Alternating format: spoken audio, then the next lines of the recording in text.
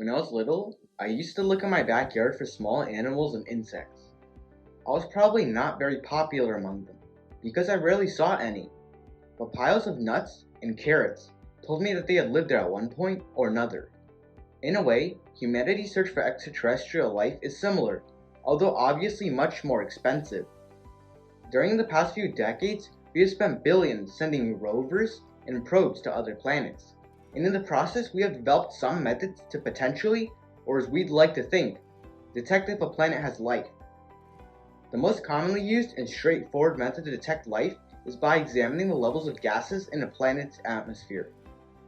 When sunlight passes through a planet's atmosphere, some of that light is absorbed while the rest is reflected, giving off hues which scientists then use to determine the concentrations of particular gases.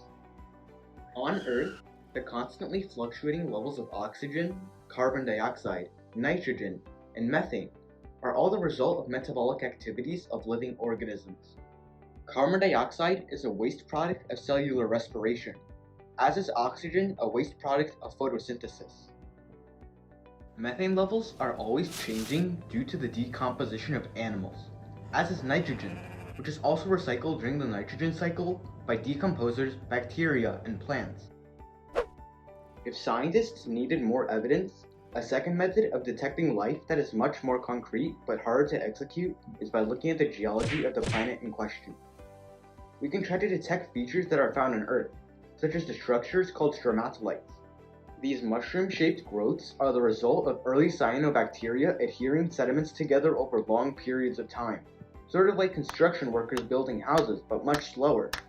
And their presence on a planet could confirm that there is or was life. The universe is a vast expanse though, and to think that life found on other planets would be similar to us is a bold assumption. For example, silicon, like carbon, is very popular with other atoms, and therefore it can form large molecules which could hypothetically lead to life. There could also potentially be solvents other than water on other planets, something completely alien to all life on Earth. Gases such as methane could act as a solvent on icy cold moons such as Titan, where the average surface temperature is regularly less than -190 degrees Celsius.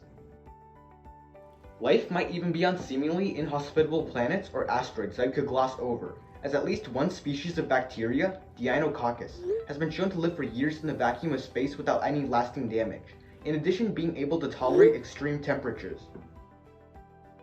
While we won't know what life is like out in space until we find it, using these techniques and knowing where to look are crucial to increasing our chances of achieving this goal.